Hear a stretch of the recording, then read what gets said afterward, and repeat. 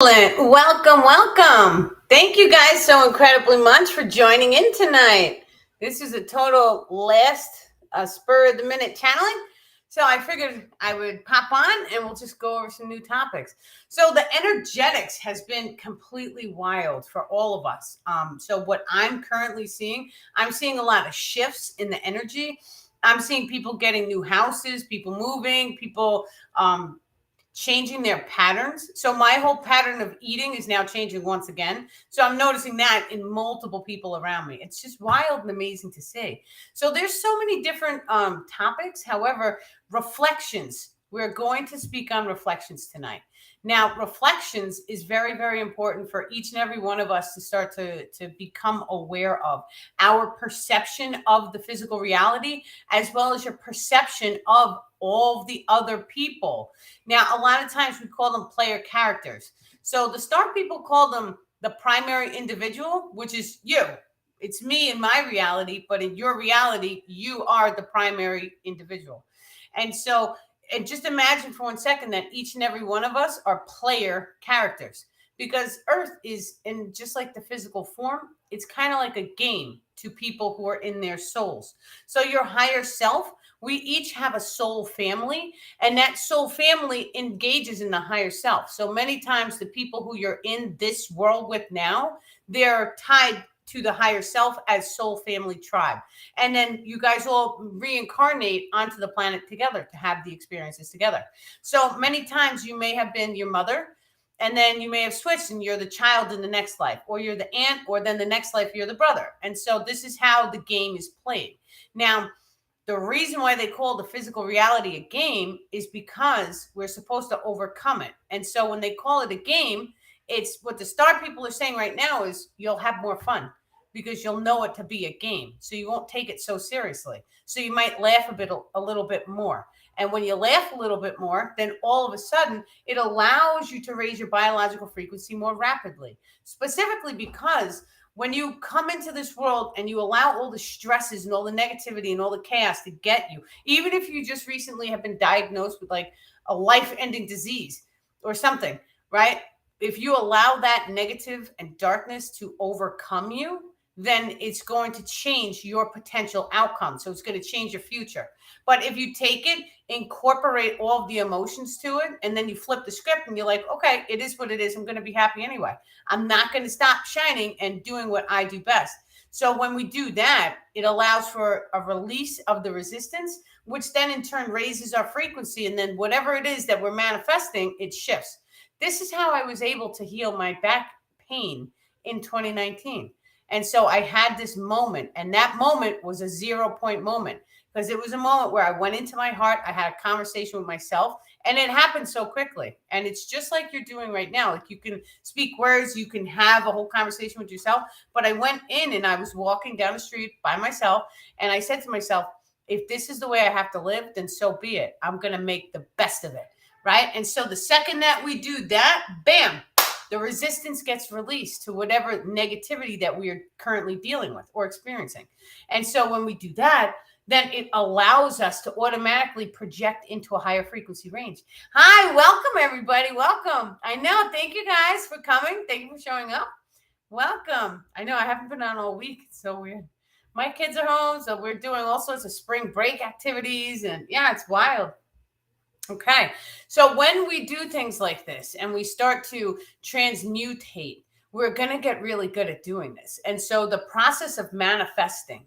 So I want you just to realize that we are still under the 3D reality, which means that we still have to hold a 3D perspective. And so when we have to hold the 3D perspective, we're not fully over time and space.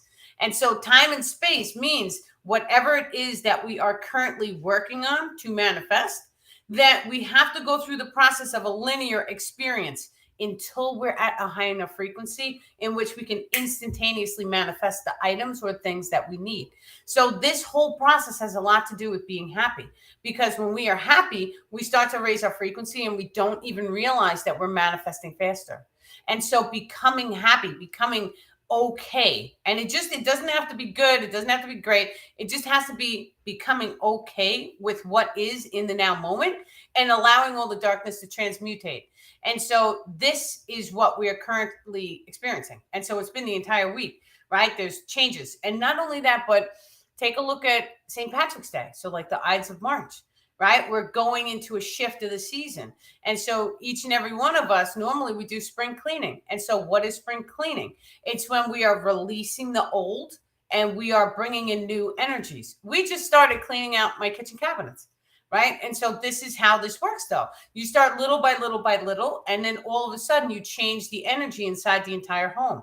Now that energy that you're changing inside the home, it reflects onto your physical form. And so this is the reason why they say, and there's so many different phrases that say this, cleanliness is godliness.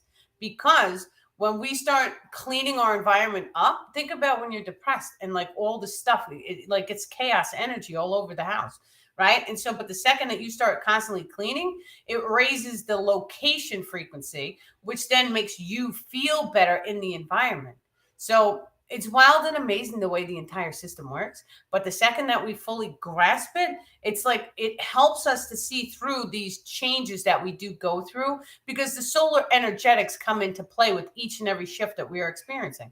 So the full moons, right? We know that the full moons pulses our energetic grids, releasing the density that we are storing inside, allowing us to raise in frequency. This is the reason why the moon was placed there. And so the moon is there specifically so that it can control the waters. What is the water? The water on the earth is the emotions. The water in your body, it links into the emotion grids. And so your water holds memory. It holds the emotions. And so they put the moon there so that it can pulse this density, which affects the water, which affects the emotions. And then all of a sudden, the species can evolve much more rapidly because the moon is in place. So when we start to realize that, there are certain things that you guys can do. You can even take a jar. Now, light ions does not go through glass. And so I would normally say always do glass. But in this particular case, you would actually want to do plastic. And so, or even if you have a glass jar and put saran wrap over the top, when there is a full moon, you just put that glass jar with your clean water outside so that it can absorb the frequency of the moon. And so let's say, for an example, different moons do different things too, by the way. So all of them pulse our density, but there's also different attributes to each moon, depending on where it's located and all this information. So when we know this, now when we have a full moon and we take the water in, let's say that we're consciously focused on pulsing our energetic grids and we're consciously focused on ascending. So you want to make moon water and start drinking a tiny bit each week. Right. And so that moon comes once a month. So you're getting your moon water and then you're drinking a tiny bit every single week. That water goes inside and it pulses your energetic grids. It's removing the density. And so this process works the same exact way as a crystal. So your crystal, when you hold a crystal in your pocket, it allows a frequency to radiate. And then that frequency of this crystal then radiates over your energetic grid structure or your aura field, whatever you guys want to call it. And then what happens is your aura field changes in magnetism and it allows for your manifestation to change. So this is the reason why we have crystal keepers on the planet. So crystal keepers are people who have attunements into the crystal kingdom. So those people, and it's a lot of people have crystal attunements along with, say, nature gifts or water bending gifts or air bending gifts, all these different attunements, but they can blend in multiple pathways. So you can even have 3 or 4. So each person is different. I go into the extrasensory gifts on the sessions. And so I've seen some wild and amazing things. Like they told one lady to like bend a spoon and she bent like 5. That's like, I'm still in amazement. Like, I know we can do this and we should all try and do this, but there's so many different things. It's like you can use your chi energetics to project. So telekinesis, we can move items with our mind. Telepathy, right? I do that constantly on a daily basis. And so, but consciousness projection is another one. And so we can take our consciousness and it's just like, oh, Facebook messed up. Okay, we could take our consciousness and we can project it. So for a second, just think. We know that we can astral project. That's one. But that's when you're taking your full essence or your light body out of your body. So it looks like your astral form, your astral body, and you can go fly around the entire solar system. So you have to do meditation and practice. Everything has to do with practice because the body's like a muscle. So when we start to utilize this muscle, it allows us to go in and start to really zone in on what abilities that we wish to manifest for ourselves. Now, you're able to consciously close your eyes and project your consciousness into other living beings, other trees, plants, animals, all sorts of things. But it's not only on Earth. You could do it to all the other planets.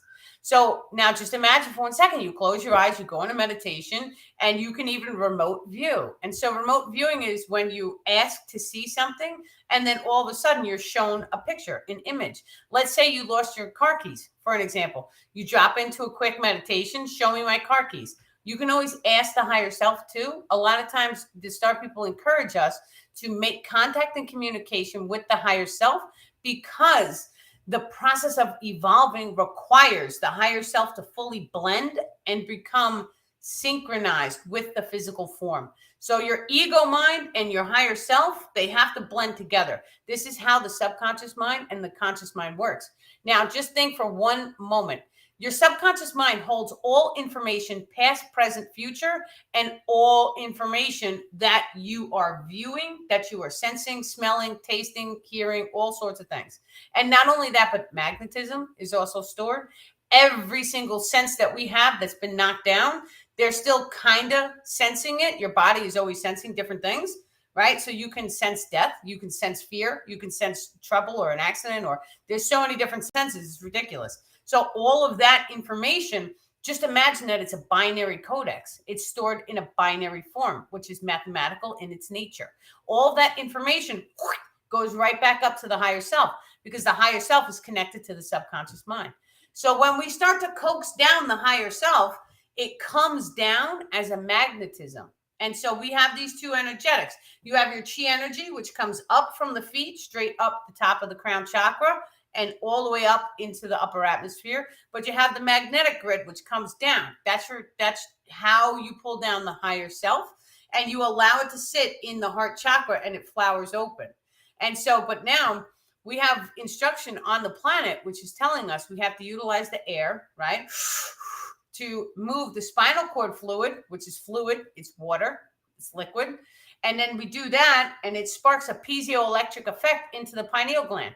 So we're using air, water, a spark, which is fire. That's your chi energetics, is your kundalini. It's your fire. Okay. And so, but you have to be grounded to the earth. So you're using all four elements. This is the reason why everyone's always talking about the elements. It's because we have different kundalini channels inside the body. Now, the star people have told me about 6 of them. They say 5 of them are light based, so we can see those, but 1 is made of dark matter. So the internal, the center kundalini channel is light, and then there's a dark one around it. It's like dark matter. Nobody can see it, but it's there. And so you need certain technology, he's saying right now. Now, all life is born in darkness. And so just imagine for 1 second that when we are conceived, we're in the belly and we are in darkness. And so that darkness then allows us to go through the birthing process. The center kundalini channel is the same thing. Your soul is that center kundalini channel. That's your primary soul form. And then there's darkness around it. And so your brain too is another one. Your brain has electricity, electrical brainwave patterning, and it's encased in darkness. So your brain never sees what's out here. Your brain is ever constantly relying on your senses to give information to the brain, which then gets transmitted and allows the higher self to see or perceive or sense, because there's so many different senses. Now, whenever someone's about to have like a brain aneurysm or something funny going on in the brain, they'll start to see psychedelics. They may even start to see the world upside down. They may start to jumble their numbers, right? And so, but we know all this. We just say, oh, that's a brain disorder. We're not actually realizing what is that. Your senses is not sensing what everybody else is sensing, but your senses are sensing something. So where did that information come from? If everything is electrical, why is that information scrambled? Now, what I'm telling you is it's a holographic simulation. This is what the star people are saying right now. And Just imagine for 1 second, it's like that person who hit the brain aneurysm, who transferred their senses and it got all jumbled. Now, what if, just think about this for 1 second. What if we could consciously control what we see, sense, and create? You can, because it's a binary form. It's a mathematical sequence. Now, when we take a look at sacred geometry is a mathematical sequence that plays out in geometric patterns. So patterns in nature. We have patterns in the body that are made of mathematics. And so Plato knew this. The Romans knew this because they used sacred geometry to encode it in all their buildings.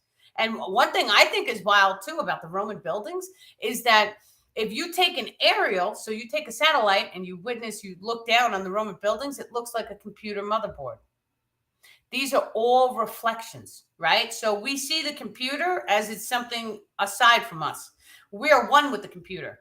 And so we have a computer right in front of us right now, but then the Roman buildings, they were built like computers. The pyramids, they were built like computers. So when you take an even further aerial shot and let's say you spread the map out so it's flat and you started to locate where every single pyramid on the planet is, we're missing a whole lot of them because there's a ton of pyramids in America. They're finding them all over. They're underneath the lakes. They're all over the place. And so when we start to figure out where all the pyramids is, we'll start to realize, oh, well, they built it like a computer too. But the star people are saying the pyramids are more like a quantum computer. It's a little bit different than the regular computer systems the Romans had access to. So it's a little more advanced. So when the civilization as a whole gets to that level of advancement, then that knowledge will be cast upon all the people. Now, we also have to talk about the levels of consciousness. And so just imagine for one moment that each individual has a primary little brick of consciousness. And so that brick of consciousness is allowing you one or two experiences. He's saying it's multiple experiences, but it's like, take the conspiracy for an example. And so this brick here is where you're at right now in your level of consciousness. And so that's when we learn all the conspiracy stuff. So we have to change your diet. We have to do X, Y, and Z, all this different stuff. All of it's online, right? So you can handle this brick of information with any emotion that you see fit, because we all have free will, and free will means we have free will over our emotions. That's the only thing it means. You choose how you respond, and how you respond chooses what reality or frequency you show. And so there's a billion potentials for this one brick of consciousness. It's like playing one of those video games where you can either go left or you could go right. Every single move that you make changes the outcome.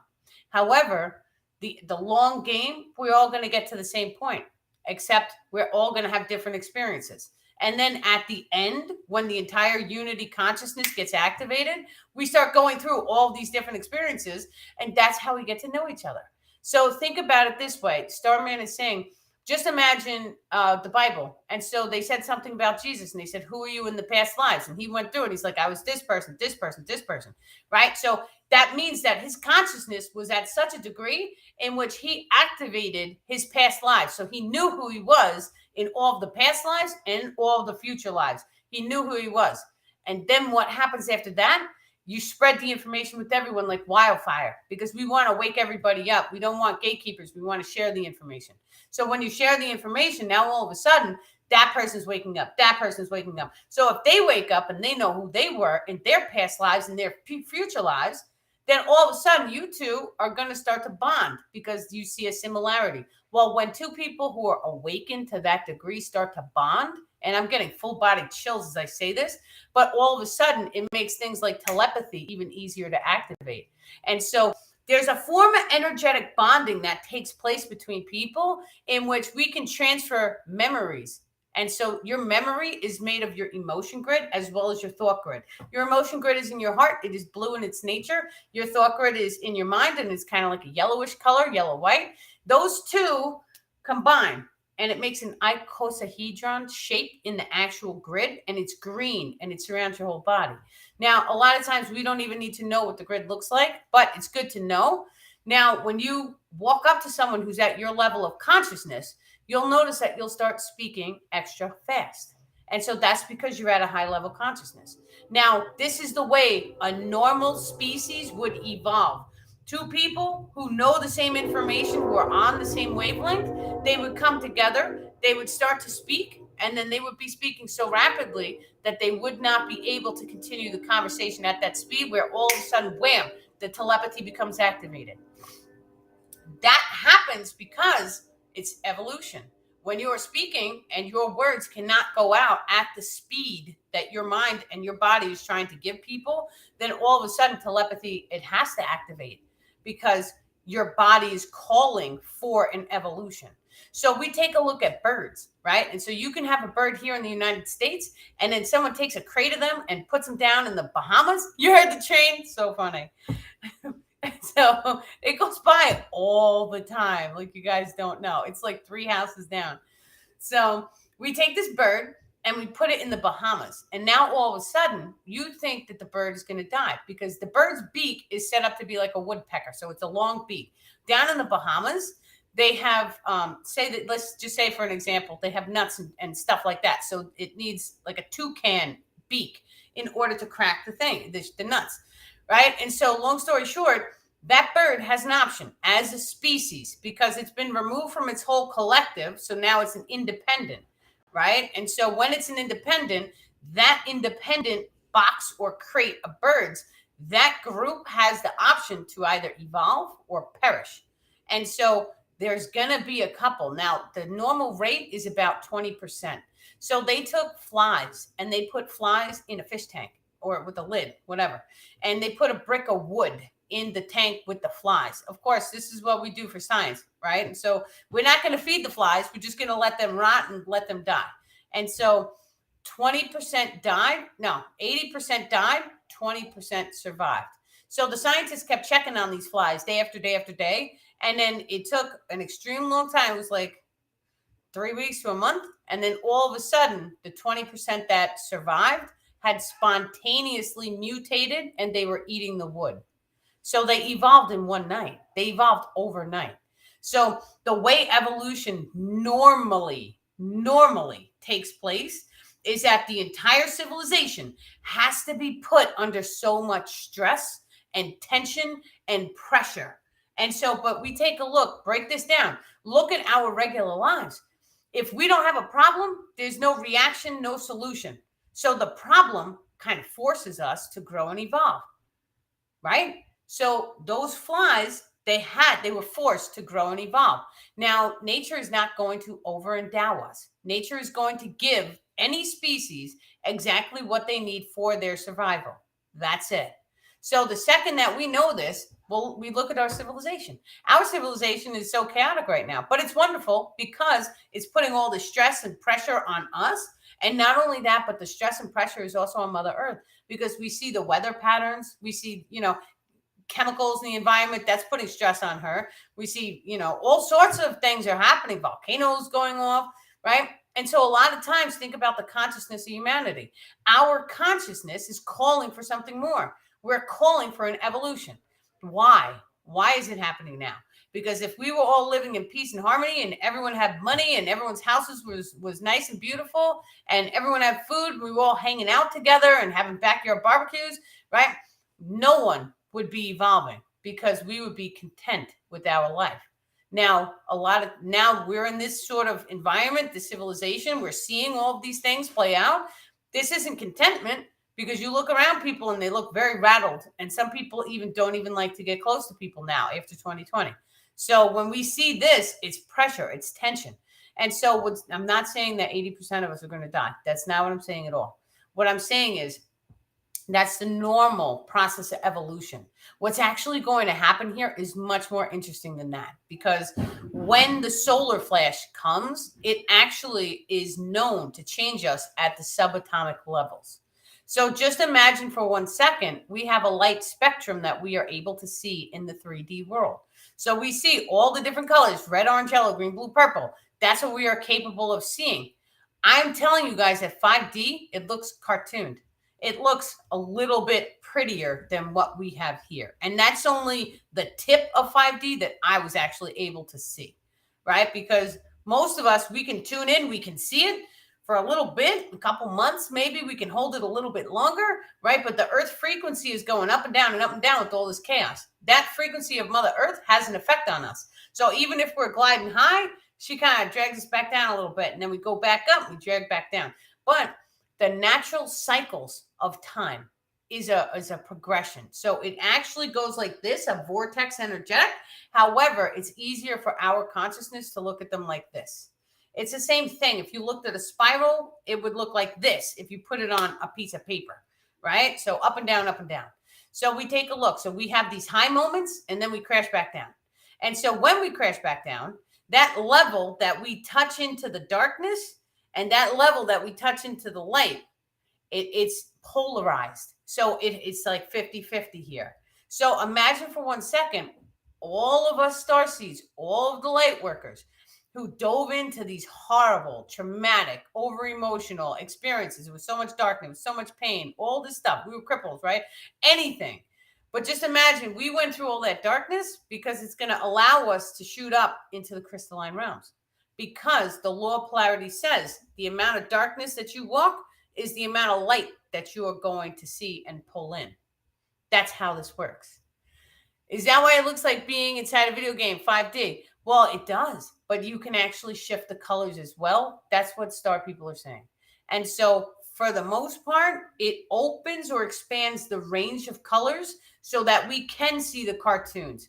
We can see the physical world, but we can choose. We could pick, we could choose. At that point, the second we get into 5D, all of us become master manifestors, which is actually, it's reversed because we are, if you're on Earth right now, you're already a master manifester. So you drop back down so that you can forget, go through the process of remember it. However, the process of remembering it is a lot easier now because it's like we know what to do. We feel it. The second you feel it, it's like, oh yeah, what is that, right? And you start to kind of remember it. Yeah, it's beautiful. So when we start to go through this process, now it's very, very important to pay attention to any darkness and density that you're holding inside. And so I'm telling you guys, it doesn't matter how much work that we have gone through, there's always more work to be done. And that is a solid fact. If you are sitting inside of a physical body, there's more work to be done. And I know some people don't like to hear that. They're like, oh, I've done all this work. And I'm like, me too, man. You know, what are you going to do? But there's more work to be done. You have to realize the true nature of the physical reality. So we are birthed into this world through pain. Your birth, the whole birthing process is painful. They take you out and they put you under a light, and it's like, oh my God, it's traumatic for a newborn baby. It's very traumatic to go through a birthing process. And so in 5D, totally different because their birthing processes isn't as traumatic. And so just imagine they could use,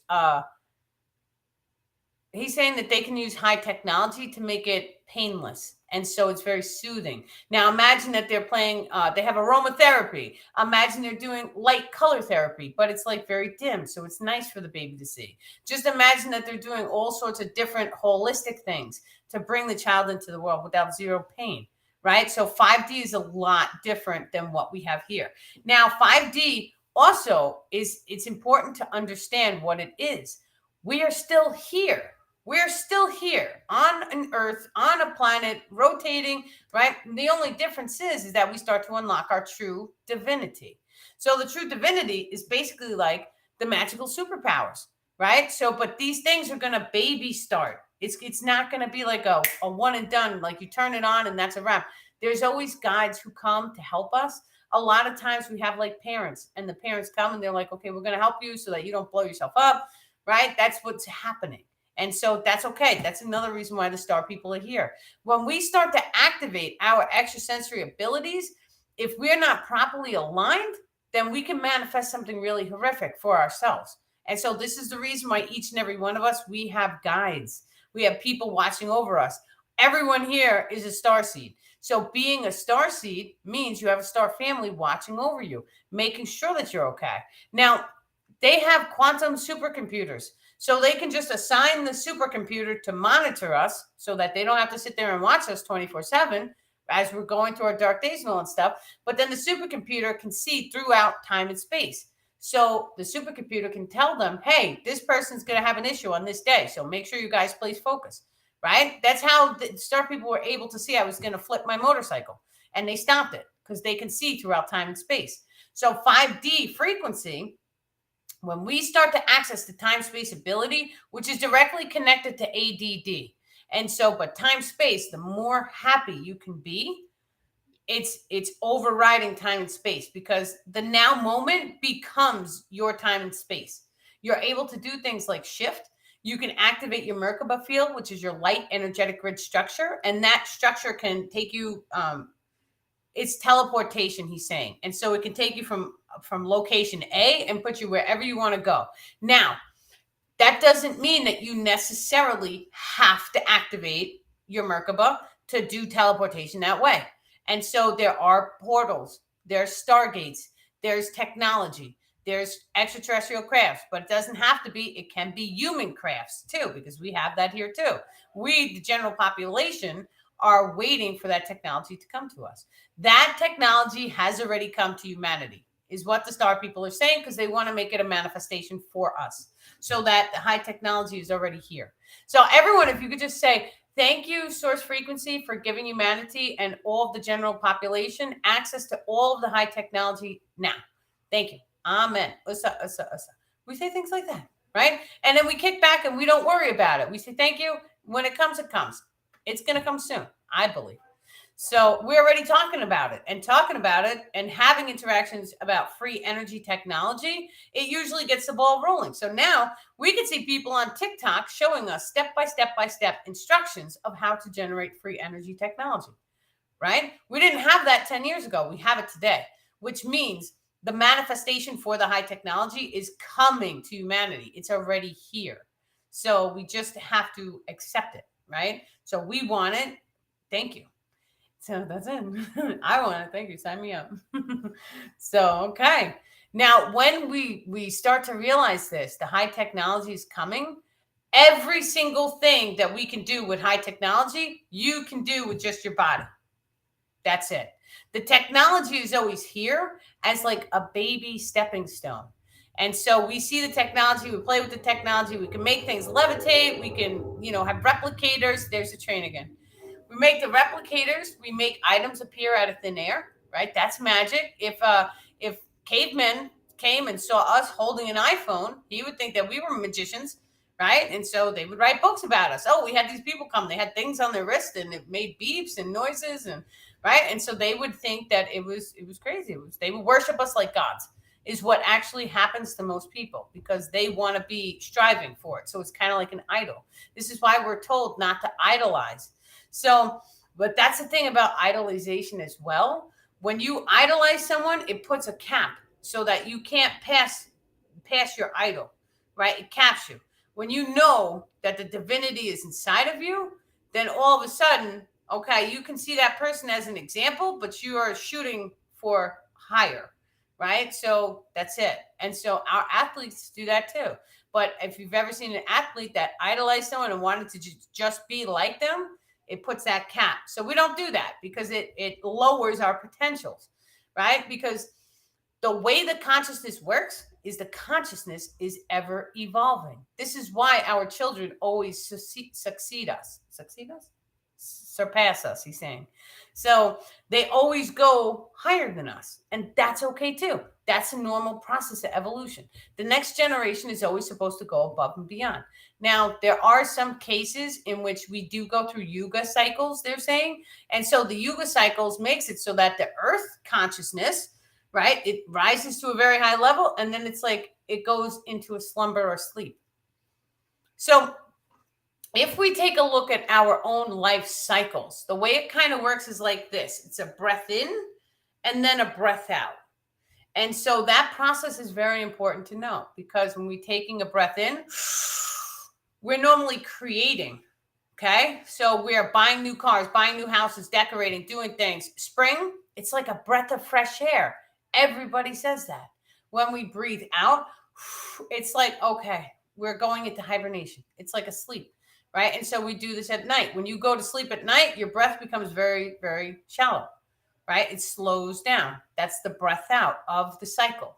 So, but we go through these cycles on multiple aspects. So you have your waking sleep cycle, but then you have your consciousness waking sleep cycle, right? So the dark ages, gold, bronze, and all of these things, a waking sleep cycle. The Earth does the same exact thing. So you could drop your consciousness onto another planet, which is why Superman, when in the movie, just as an example, not the whatever, it's just an example. And so they're laughing at me. Superman came to this planet and they told him that sun is going to give you superpowers, right? That was in the Superman movie. And so what happened was he didn't have superpowers on his planet. He came to Earth and our sun gave him superpowers. So the frequency of the sun, of the planet that you are existing on, it has an effect on your consciousness. So let's see the way that that works. Now, let's say, for an example, a person goes to another planet. That planet's consciousness is completely different. They have the psionic abilities. They're able to do things. They can teleport. Right? So automatically, you know, your consciousness, the way that you think, your life, your perception, every single thing in your day and your reality is going to completely shift because you're now on their planet. Right? Makes sense? But that's the solar energetic is also having an impact because that's why the planet's like that. So it's going to start to have an impact on you. So let's say, for an example, you take a human and you go put them on that planet, and that planet has psionic abilities. How long is it going to take that person to wake up and have them? Right? Now, the star people, they can project thoughts. They're channeling through me right now. Like I can feel them. Right? And so they do this. This is their psionic abilities. So they can do this throughout the entire solar system, the entire universe. He's correcting me. And he's saying it's both the solar system, the universe, and then beyond, because they're also going into inner dimensionals. And so we have extra dimensionals. So extraterrestrials are people on different planets. So we have dimensions that are on the inside, right? And so you go inward, you go into the astral realms. You can make contact communication with them. You can activate your psionic ability in the inside. I actually have a friend who she's just learning the ability, but she's a dream keeper. And so what that means is she has the ability to project her consciousness into other people's dreams. So she's kind of like a shaman. And then if you're having nightmares or bad dreams, or if you want to do the dream walker ability, which is another thing that the dream shamans can do, is they can actually go in and they can program your dreams. When you wake up, that dream plays out into your physical world. That's part of 5D. Now, my Starman, he's in my dreams. He literally is in my dreams, whether he's programming them or he's protecting me. Because sometimes I do things in a dream. I almost put a firework on my car. And he was like, no. And he woke me out of a dead sleep. I was like, oh, what happened? Right. And I was like, oh, he's like, you almost blew up your car. And so, but when I woke up in real world, in this world, it was my car had an oil leak because I just had the oil changed and the oil was all over all the streets and I didn't see it. Right. So because of that dream and him yelling no and stopping me from putting a firework on the car, that's a dream walker ability. Right. So we have dream shamans. The dream shamans can project into your dream and they could make changes or modifications to the dream. And then that's a process of manifestation. So we have extra dimensional beings. So just imagine for 1 second, it's kind of like the subatomic layers, right? So we can look at a microscope and we can make it big. And then we could see insects. We could see other things crawling at the subatomic levels. That's extra dimensional. You keep making it big and all of a sudden, bam, you go into a world. The movie Ant-Man shows this. He goes into the quantum field. He goes into the quantum, right? That's an extra dimensional. The interdimensional is the inner world, right? Very good. Have I ever projected myself into someone else's dream? Absolutely not. But I have my Starman do it to me. He does it to me all the time, which to me, I feel is like a relief because I know he's watching, right? So I've had some crazy dreams. And actually, my dreams personally I've been remembering them. And so I'll wake up in the morning. I'm like, oh, I had another dream. There's another dream. There's another dream. So something in me unlocked. So just keep an eye on what you guys are doing, because a lot of the times, each and every one of us is a reflection of ourselves, of each other.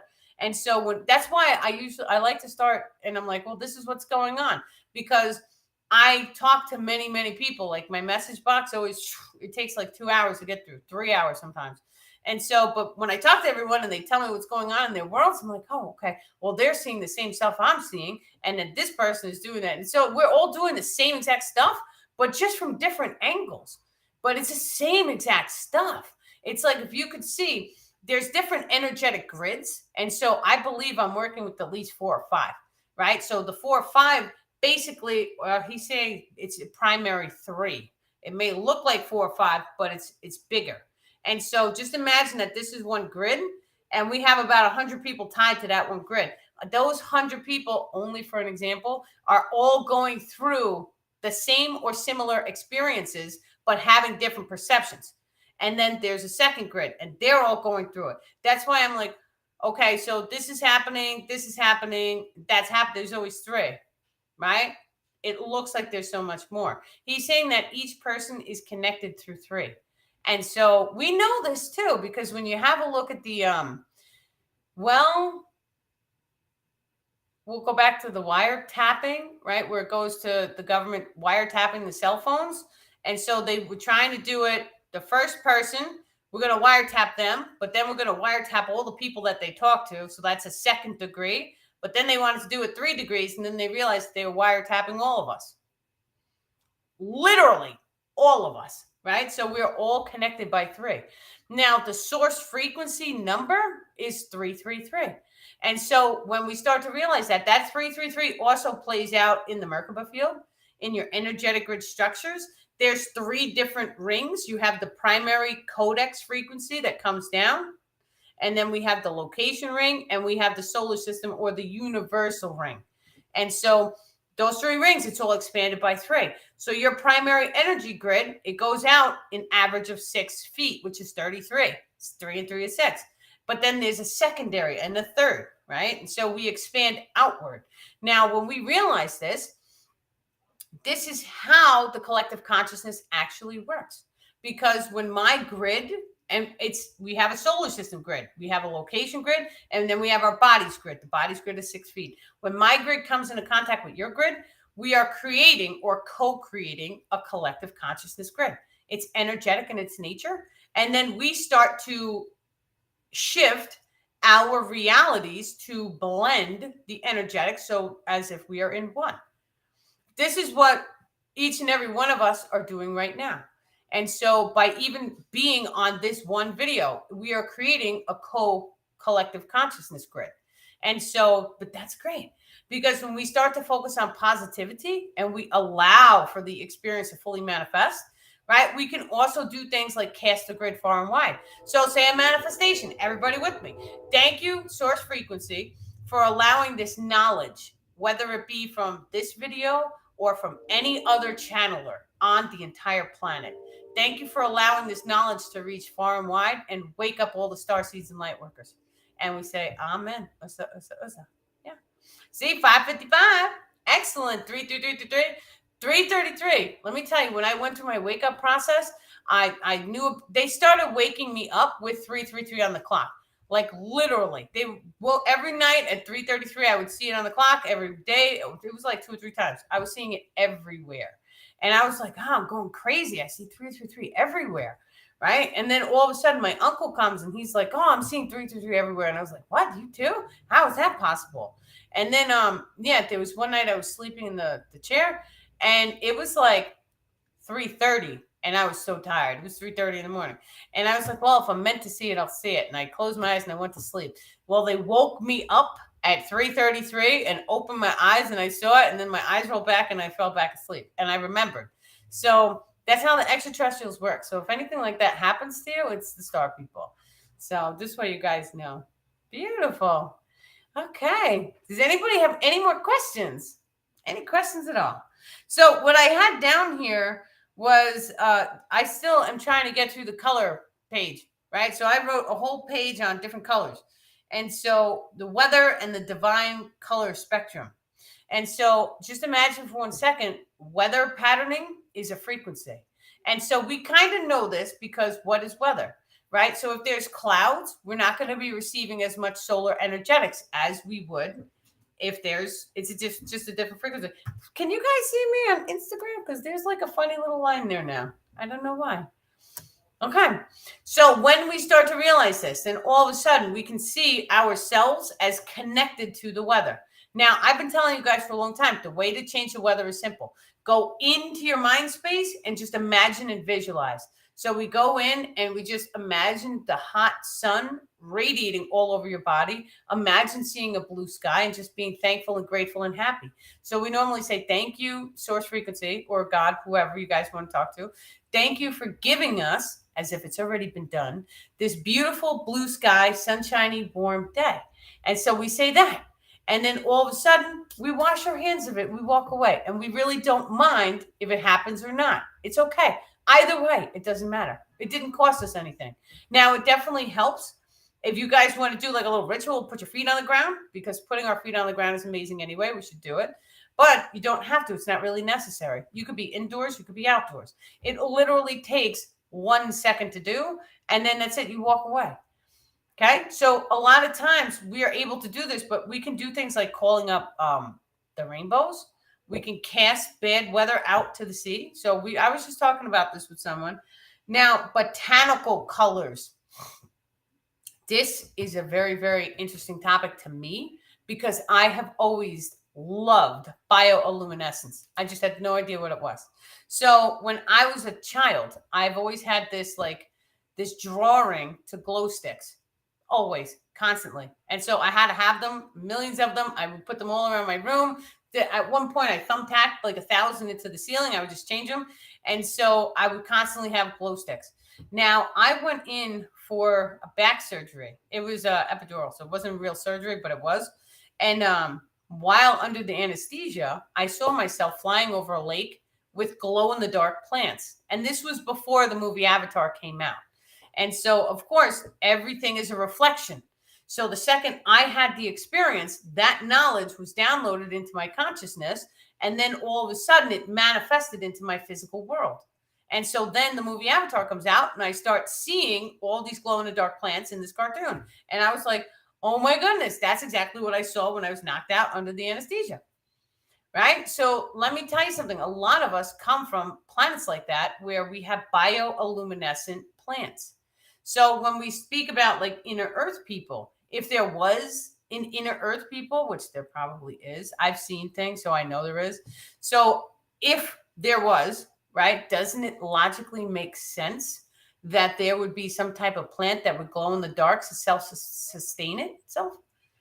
Makes sense. Now, we also are taking bioluminescence from things and we are putting it in like betta fish. And so they've taken different forms of like glow in the dark and they're making glowfish. But the actual bioluminescence from like the lightning bugs and the genetics, right? This is all a genetic code. So just imagine for 1 second, if the lightning bug makes that bioluminescence, it lights up at night, we can take that code and now we can engineer it into something like a frog.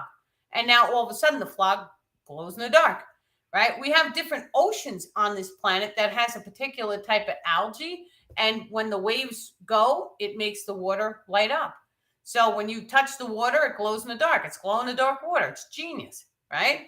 So now by botanical colors, it goes right into that because when we start to evolve, don't these things look pretty? So aren't we going to want to have glow in the dark plants around? Instead of using the technology, we could be using something biological, right? So a glow in the dark plant, if you had a bunch, you just put them out. There's no need to charge them, right? You put them in your yard and they're going to light up your walkway. That's beautiful. So don't we think it's something that is going to be scientifically engineered and come to the civilization at some point? You know, somebody's going to do it, whether they're doing it in their backyard or they're doing it in a laboratory. One way or the other, the science exists. It's real. That means the potential is out there for someone to be like, bippity boppity boo, here's your plant, right? And then we get it. And then all of a sudden everyone has it. And now we just change the entire ecosystem. Because now if that plant glows in the dark, that means what's going to happen with the lightning bugs, right? The lightning bugs use that little glow in the dark so they can find each other. So, but it changes the entire ecosystem. And so every single person, plant, insect, and animal, it's a circle. It's not a pyramid like we have been told. That's nonsense. And so it's a circle. One bug eats another bug, and then a bat comes and the bat eats that, and something eats a bat, and something else does, right? And so it's a circle. Now, when we start doing things like genetic modification of insects, it changes that ecosystem, which is already being done. And so we take a look. I'm from Long Island originally.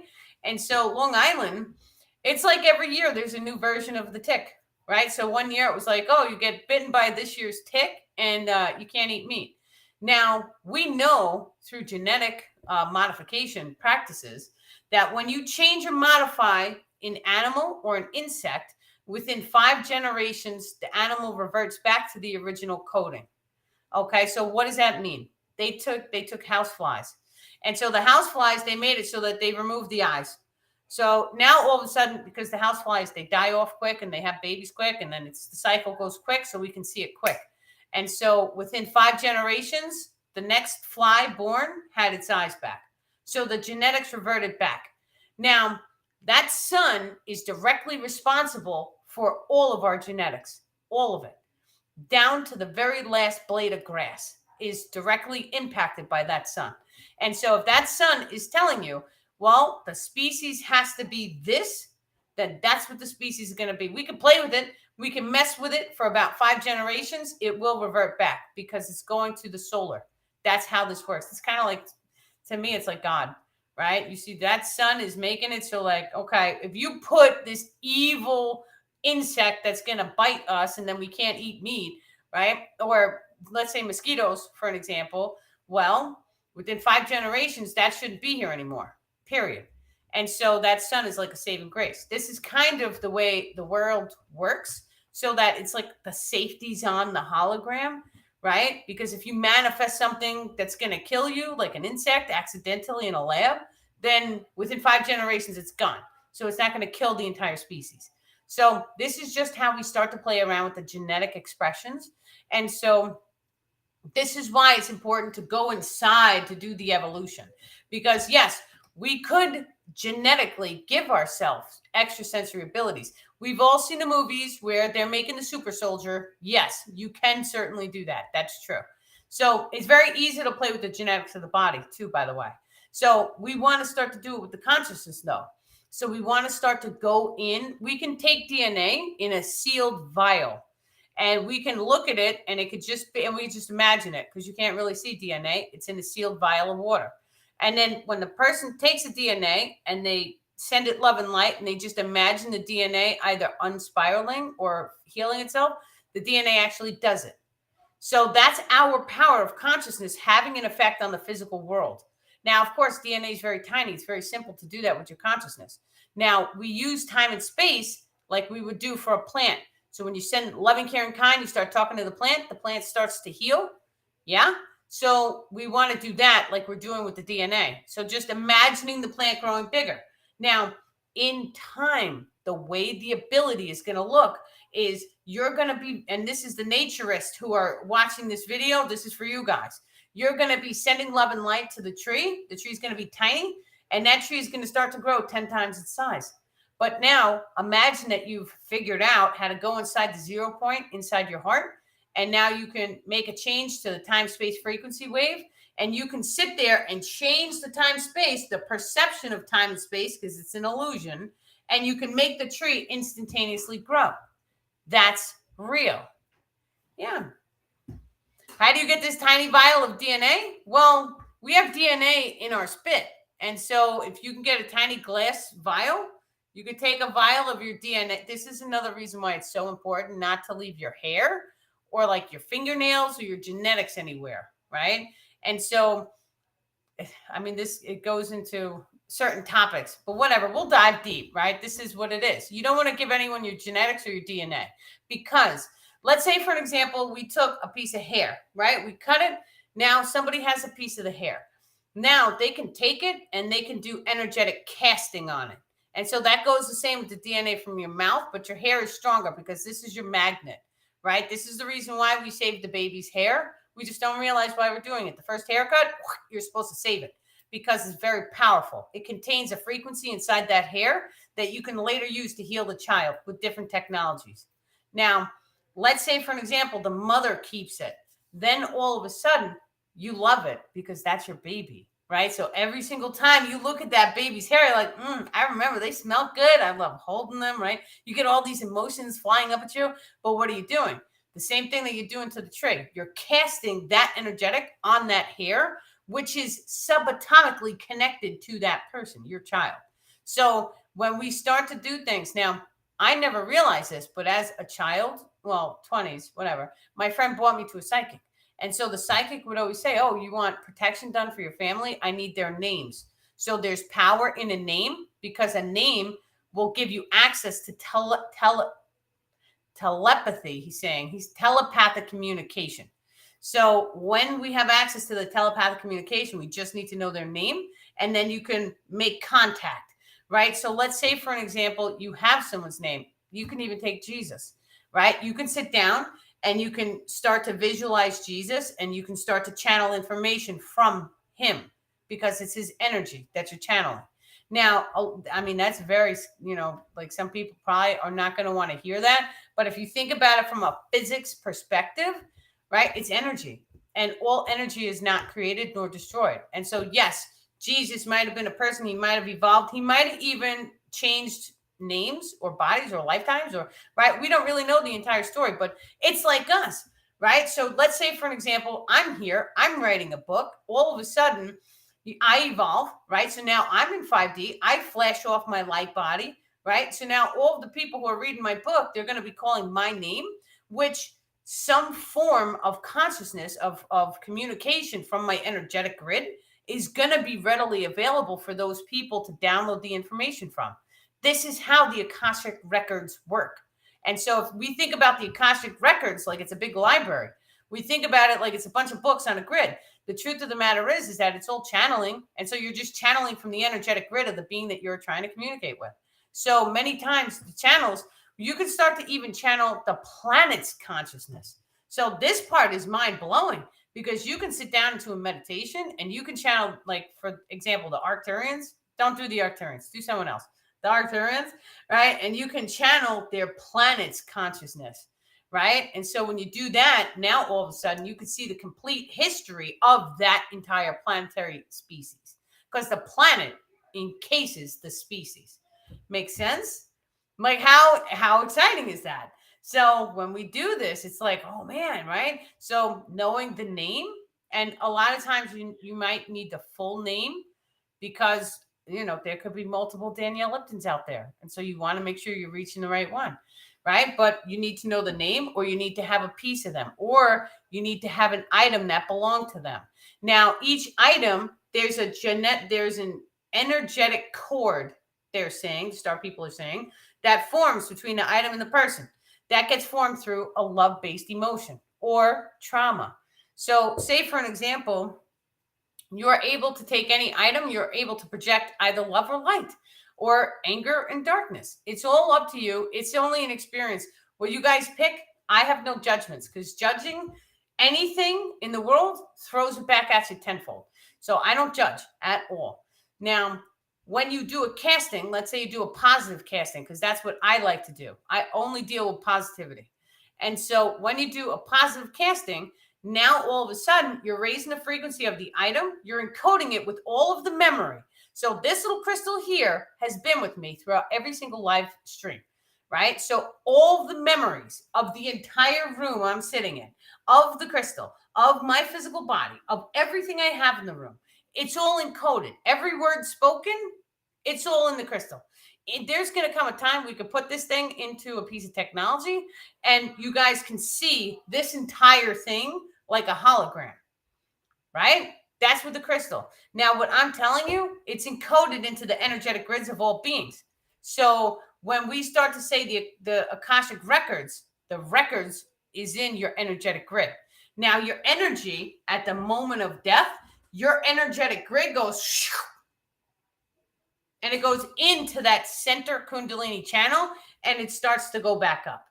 And this is just wild to me, because it's like, oh, okay, so all this memory grid stuff, it shrinks back in and it goes back up, but there's a tiny little piece of energy that stays inside the body. This is the reason why the hair and the fingernails grow after death. And so when we know that, it's like, oh, okay, this is also how the zombie virus works. So they can actually reanimate the physical body, because there's a tiny piece of the soul left, very, very tiny piece. And so now we take a look at other civilizations, because when somebody dies, they preserve the biological form, because they're like, oh, there's a tiny piece of the soul left in there. Now, when the technology becomes great, or high technology, then all of a sudden, what are you able to do to the physical body? You have a tiny little fragment of their soul. You have it in the hair. The hair doesn't really deteriorate. We've seen mummies with the hair for, God, those people were in the pyramids and they still had hair, right? So you could take the hair, you can either extract the DNA, you could genetically modify a body or clone a body matching their DNA, and then you can coax down that soul form because the DNA is an expression of the soul form. And then you could reanimate the person. This is real. This is high technology, but it's real. Now, anything that we can use high technology for, you can do with the power of consciousness. So what is the implication of that I'm telling you guys? And I know this seems biblical, but we have been told our ancestors are going to be resurrected when the day of whatever comes. When the solar flash comes, when we evolve into 5D. Now, the star people are saying the solar flash is going to come. It's going to make a change. And so whether that change actually puts the entire civilization into 5D or not is to be seen. It is going to bliss us out. It is going to evolve us. And then there might be a moment where we choose to either stay in 4D a little longer or pop right up to 5D. So there's multiple realities to select for manifestation. However, when we're fully in 5D, we will have access to our ancestors. So if you guys have ever lost someone, they'll be there. And what is 5D? It's kind of like the heavens, right? So, well, the heavens, he's saying, is a little bit above 5D, but still, you're able to manifest your people back to you, right? So if you've ever lost anyone, there you go. Now, just imagine for 1 second, because another thing that they say, during that process of the solar flash, if a person is loving, caring, kind, 51%, they're going to make it into 5D. The only requirement is that the heart has to be beating. So anyone who's in a coma, in a wheelchair, in any of that stuff, when we hit 5D and that soul flash hits and we get leveled up, all of this stuff can be healed. And so think about this, because we've been talking about high technology healing the physical body, right? So they put you in a med bed and all of a sudden, bippity boppity boop, you are 100% healed. That's great. I'll take one of those right now. Thank you. Right? But if it doesn't happen, well, we're going to evolve anyway. And so what happens? You just have to make it until you make it into 5D. Try your hardest to be love and light and really, really try and raise your frequency. Just try. That's it. What's the worst that could happen? You make yourself happy, right? But just even the story of Jesus Christ, let's go back to that. That man was walking around healing people, and he was healing people who were like leopards, right? So if that is a story that we have in our consciousness, it doesn't matter if it's real or not. Most of the planet believes that that is real because we've all been ingrained with this story over and over and over again. That means that when we're in 5D or 4D, that our advanced healing abilities are going to kick in. And so now just imagine anyone got hit with a virus or something, right? They need to be healed. It's going to be done. It's going to be manifest. Now, the exciting part about this is that we have medicineless hospitals here on the planet now. And so, but they're utilizing the power of 3. And so 3 people will stand around and they will project energy onto that person. And so what does that look like? Just imagine the person is sick, but you're seeing them and you're believing in your heart. You close your eyes, you see them as being healed. This is the reason why when we're sick, we're not really supposed to tell too many people. You're not supposed to put it on social media because the more people who know, it turns into a power of 3 or more. And then it casts back on you. And then all of a sudden you were sick, but now you're really sick because now all these people know.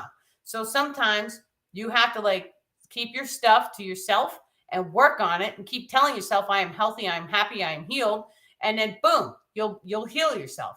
What happens if you go and you tell someone that you have something that's incurable, right? Then all of a sudden now everybody knows.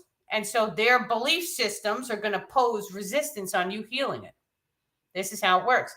Now, when we have someone that's sitting in the room, let's say we're trying to bend a spoon. If you have a non-believer in the room next to that person and they don't believe, it's going to make resistance to bending the spoon because your energetics are starting the blending process, which then in turn makes it harder because there's resistance for you to bend the spoon. This is how it works. So eventually, and of course, there's rules and regulations to that, the star people are saying, because they're saying, but if 2 people believe that you could bend a spoon and the third person doesn't, the spoons will bend quick because 2 people believe, and believing is more powerful than not believing. But then he's actually believing, but it's a negative. It's a not. You can't do that. It's negative. So it's different. Yeah. I notice I'm never getting sick with colds anymore. Is this just being healthy and some luck, or is that a sign that I'm close to being in 45 days? So that's actually a sign. However, I do want to say, I didn't get sick. It's been years. And then all of a sudden, wham, I got hit with something and it knocked me on my tail. And so it does happen.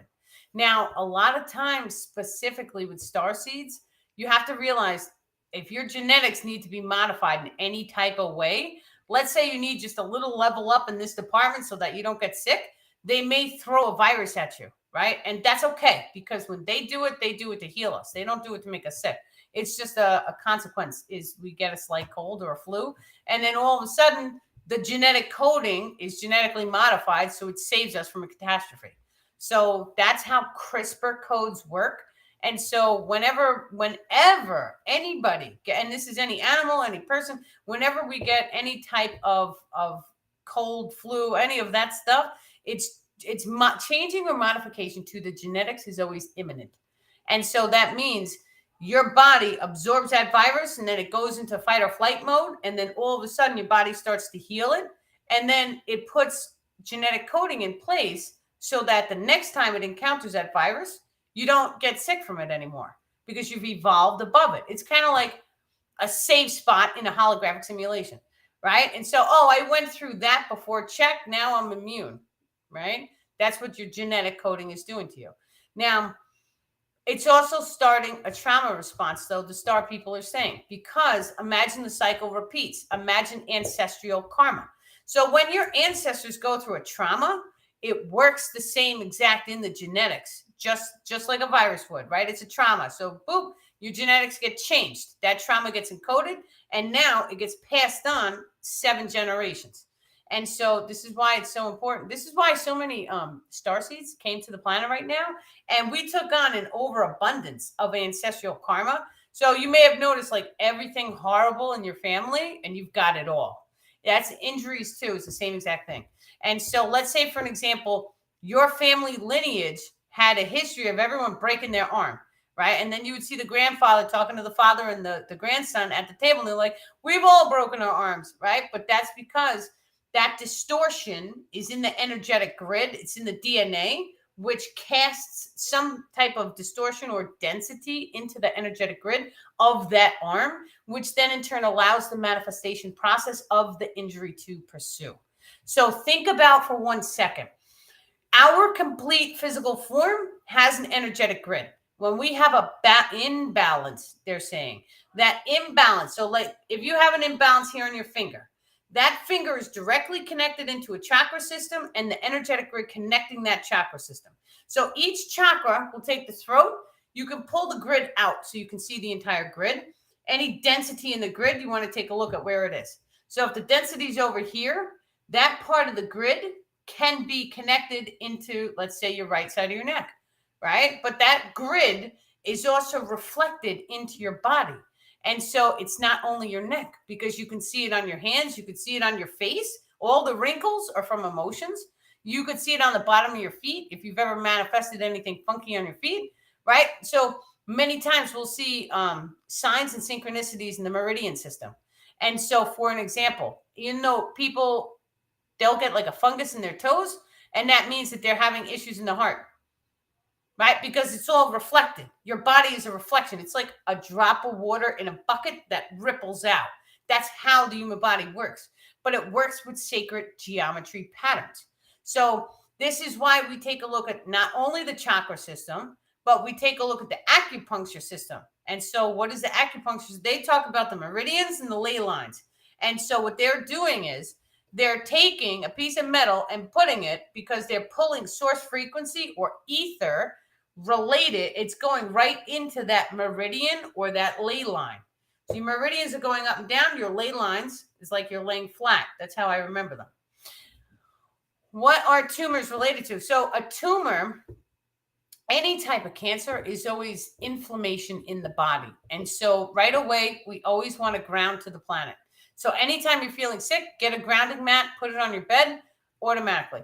But each tumor, it depends on the location. So anything in like the lungs is always going to come from the heart. So we see a lot of times smokers. I used to smoke, and that means that they had emotion codes in the heart that needed to be cleared. Think about the lungs. Your lungs are right next to the heart chakra. And so you're breathing smoke in, but what is sage? Sage is smoke. Sage cleanses and purifies your emotions. So it's all the same thing. It depends on where the tumor is located. So when you start to notice, you start to dive in. Now, any type of digestive tract, solar plexus, so think yellow, right? Your sacral chakra is orange. It's related to the urinary tract system, your kidneys, your liver, all that stuff. So it really depends on where the tumors are. Now, let me tell you something. My neighbor had 4 giant lung cancer masses, and she was able to heal them in 6 weeks using iodine. It was naked in iodine, and it was organic and all that fun stuff. And I made her breathe it in. But I also did a bunch of things. I did energy projection on her. I didn't realize I was doing, because this was way when I was physically focused. And so, but I surrounded her with crystals because I was awake a little bit at that point. I made her go to the earth, put her feet on the earth, and I begged her. I was like, please go have a second scan done. And so the doctor didn't want to do a second scan. They wanted to make their money. And she was like, no, I insist. And they were like, we're so sorry. We misdiagnosed you. We've never seen this happen before. And I was like, yes, it worked. Right. So and I'm talking 4 giant masses. Like, she was going to be left with a tiny little chunk of lung. And she was elderly at the time. So it was serious. Right. But I've seen it healed. So I personally have seen it healed. This is a solid fact. Right. So whenever I see anything like cancer or even diabetes, my aunt had that. She went on a juice diet. So she started taking organic raw fruits and vegetables, juicing it and drinking it. Diabetes was gone. So I've seen people heal from things that the pharmaceutical company would have had them running to a pharmacy once a month, or you're dead. Right. So to me, it's like healing. We really need the nature of the healings, the people who are, and think about magic. Right? Because now let's bring it back to magic for 1 second. This is like my favorite. But we used to know the healers, they used to have a cauldron, right? It's like a what is that called? You're saying a cast iron pot, right? It was a cast iron pot because that's what people cooked on back then. They used to put all these herbs, all these spices, all this stuff in there, right? And it looked gross, so that we would make kid stories. Oh, they put lizard's tail in there, right? But then all of a sudden, when you're sick, they give you a cup of that and you're healthy by the next day. So what are they doing? They're utilizing plant-based medicine. Plant-based medicine is making a comeback because so many people, we don't want the chemicals. We don't want the aspartame. We don't want all this nonsense. I quit soda because I didn't want to drink that stuff anymore, right? So I don't want you putting it in my kids' amoxicillin. Why are you putting the same chemicals in the amoxicillin that you're putting in the soda, right? If that's not a conspiracy, like, mind blown. So when we start to realize that, oh, okay, well, we can do the same thing with a plant. And I can stockpile the plant in my house because it's not illegal, right? I can have it. And then, I don't have to run to the pharmacy every single month to get medicine. It kind of is like, oh, man, that's amazing. Right? Now, there are some types of circumstances, because in the beginning stages, of course, bringing back this knowledge to humanity, it's a baby step process. So sometimes you may still have to utilize medicine. So we also see cases. There was one lady who had cancer, and she was solid hate the pharmaceutical company. And so she tried every single cure she knew. It did not cure the cancer. And then she went on chemo and it cured her. So once again, your belief systems all come into play as well. What do you guys believe? Because we could take a sugar pill and we can heal, right? But the thing that makes a difference is how many people believe that this is going to work, because it works like a power of 3 manifestation. So if you have 5 people have all been cured by taking that plant, and they're all telling you, no, it works. We know it works. It worked on all of us. And then you take it, it's going to probably work on you. So whenever I dive into any type of medicine, or I even recommend to you guys, do your own research, because what you're actually doing when you're doing your research is you're programming your subconscious mind to accept whatever plant-based medicine it is. So if you read 1,000 different internet pages and every single page is telling you, yes, this heals this. Yes, here's another source. Yes, this heals that. Yes, that heals that. Right. And then all of a sudden you're going to believe it because you've read it all over the place.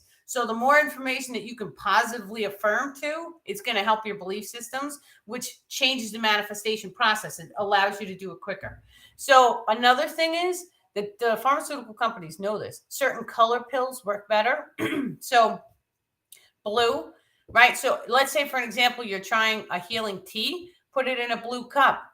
Thank the cup. Thank you. Thank you so incredibly much, tea. Thank you for healing me. Many love and blessings. God bless you. Whip out whatever it is that you need to say to that tea to raise the frequency of that tea and be happy and grateful and positive, and just thank it for healing you, right? And just keep doing it over and over and over again. Now, once again, don't do this with anything crazy that's going to kill you, because I told you. You guys have to do your own research. You have to go see your doctors, because don't sue me. But I'm just telling you, from my personal perspective, I see that there's many different ways to heal, and the pharmaceutical company is only one. That's a solid fact. So, and I cannot give medical information, right? So many people get sued. But I know we can heal this. So there is a big herbal conference here in Mentone, AL. I'm hoping I can go. That's beautiful. Absolutely beautiful. They are nope, they don't want me to say that one.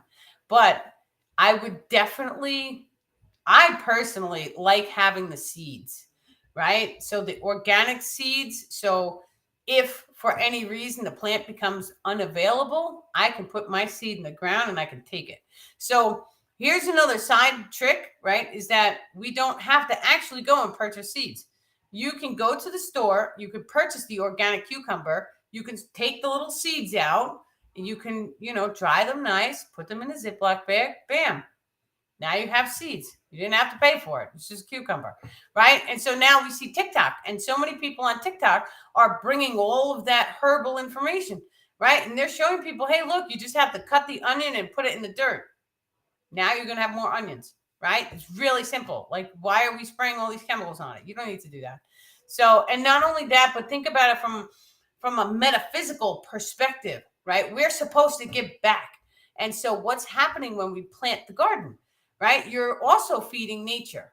And so, yes, that can get disturbing sometimes, but it's a process of giving back. And so if the birds and all the gophers and all of those animals, if they need to eat too, they're right. It's you, go ahead, you do it, because you guys are eating something else too, right? So it's giving back to the land. And so we always want to realize that if the squirrel wants to eat a little bit of your corn, it's okay, because that's God's creature, and we should be sharing and caring with them too, right? And the natural way of a planet is the planet provides for the people. Now, there's a lot of people on this planet. Yes. So we could do it in different ways, like skyscrapers can have different growing facilities. All sorts of stuff can be done. But when you're planting outdoors, the animals are going to eat too. We don't belong spraying chemicals to kill them. That's not nice. This is a conscious sentient being. Now, the star people, they could take their consciousness and project it into an insect. We had the fly wars in my house, so I know this is true. I would sit here in this spot eating a salad, and he would fly the fly around and bop me on my nose every single time he did it. And I was like, that's amazing.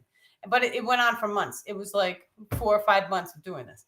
So fly wars, right? He once put 1,000 flies in my front yard on all my flowers. And so I walked by and I was like, are they going to move? There was like 1,000 there. So it was like a little alarming. Like, are they going to get in my house? Not a single one moved.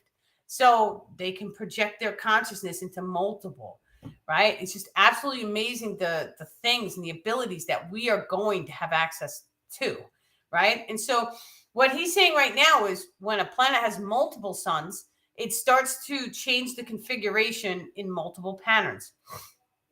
Some planets have more than one sun. That's okay too. And so just imagine for 1 second, you get to such a degree, and that one sun is casting an energy of high technology on you. But then this sun is changing like the masculine energetics. And so maybe the masculine is very, very high, right? So you may have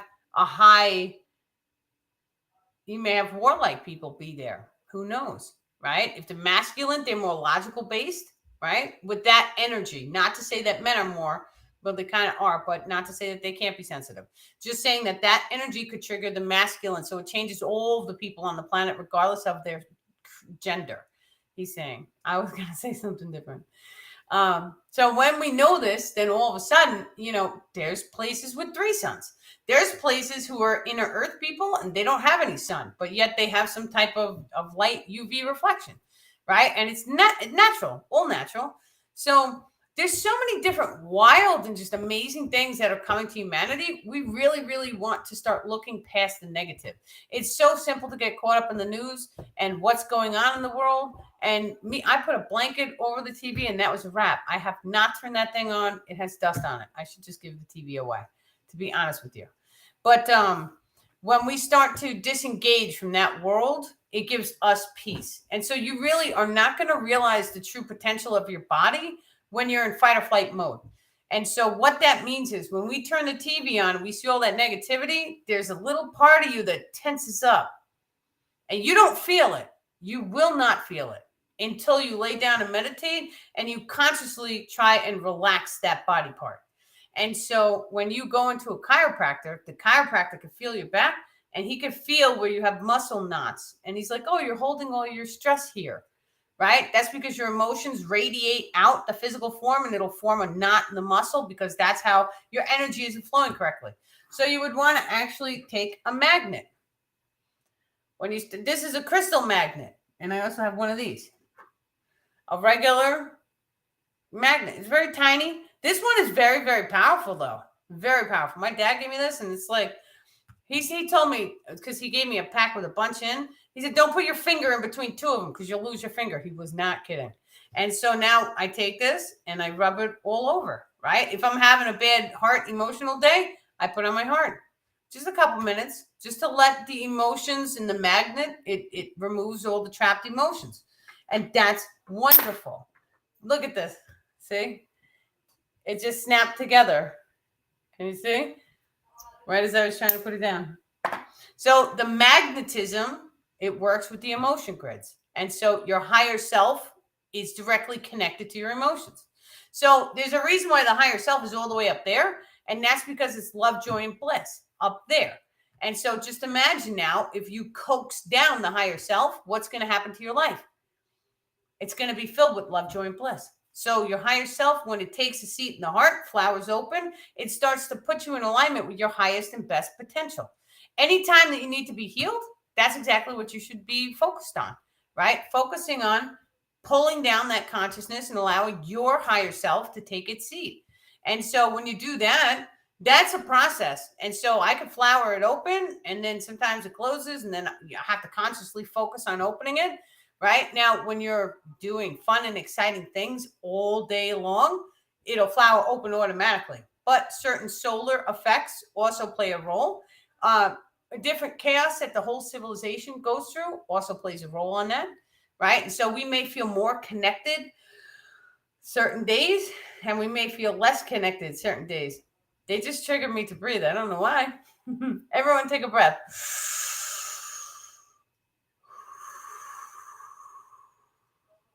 Excellent. What dimension is our higher self? So as of right now, we know that there is 12. And so each octave has 12. Take a look at the keys on a piano. There's 12 in an octave. 13 is considered the next octave. And so that's the way this goes too. So we have 12 down here. And then the next octave range up, that's where your higher self is. So the process of getting into 5D requires the higher self to integrate with the ego mind. And so, but then that allows the higher self to be in 3D. But then 3D starts to shift into 4 and 5D. So, right, but the higher self goes all the way to the source. It's all connected. And so you have your soul in your physical form, and then you have your higher self, but then there's the oversoul. The oversoul is considered the source frequency or God. And that's okay. Whatever terminology you guys want to use. I personally encourage every single person to start talking, because if your soul is connected to your higher self and then your higher self is connected to God, and then all these ancient religious texts are telling us that God sees everything, of course, because we're connected energetically. And energy is knowledge. Not even the now moment, all of time and space, this is all electric. It's electrical, and your emotions are generating the movement, is what the star people are saying. So when we understand that the movement and time space is it's a frequency. It's like electric. Boogie, woogie, woogie, woogie. Yeah, what dimension is God versus our own higher self? So there's 12. So we take a look, 12. He's saying down here, there's 12. This is the 3D octave or 3D frequency. And then, but you're going up, so you're pulling down the higher self. 4D is kind of like a half note. So it's like the little black key on the piano. And then 5D is another white note. And so, but then the higher self is in the physical form. And then when you get all the way up to 12, it's basically considered the oversoul. But then we are in a multiverse. And so there's a lot of funny things that happen. So just because you make it to the oversoul doesn't mean it's the end. So you get up to the source frequency, and then who's to say that you can't project that way, right? So there's many different aspects to it. We are only being shown this universe, this solar system, this experience, right? This, the inward, the outward, the interdimensional, extra-dimensional, parallel realities. We're in a multiverse. Who are you going to be, right? But all of this, even the source frequency, it's all a reflection. And it's all a reflection of the frequency inside of you. So I'm sitting here helping you guys, but you guys are actually me. So in time, like if we went through the death cycle and I was on the other world, I would get to see every single interaction between me and you guys. So I would see my whole life, but I would also see every interaction through other people's eyes. And that's how the soul actually learns. And so the soul goes through like a life review at the end. And so you see everything, every experience, but not only the experience, but how you change that person.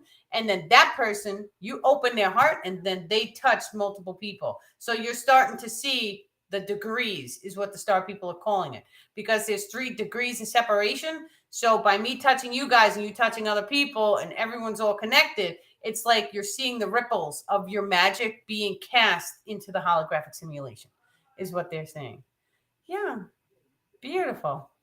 Okay. Does anybody have any more questions? This was a really good channeling tonight. I'm so incredibly thankful and grateful that all of you guys showed up tonight. Thank you so incredibly much for coming and being here. I will probably be doing the lives next week, so we'll see how it goes. I will keep you guys posted on Facebook and post up my schedule.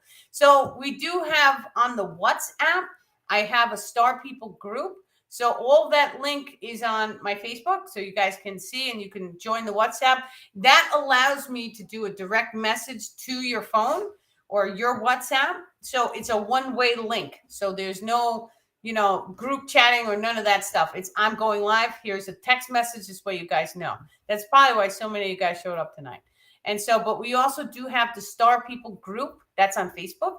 And so that one, we do have a group chat. So if you want to all get in the chat, everyone talks to one another. It's absolutely amazing and beautiful to watch. Yeah. Thank you guys so incredibly much for showing up. Love the WhatsApp I got here today. Welcome, welcome. Yeah. So I love texting everyone. Sometimes I send like pictures of crystals and all sorts of stuff. Yeah, many, many, many love and blessings, guys. Thank you for coming and have a wonderful rest of your weekend. Be safe, be happy, and smile once for me. Okay, have a great night.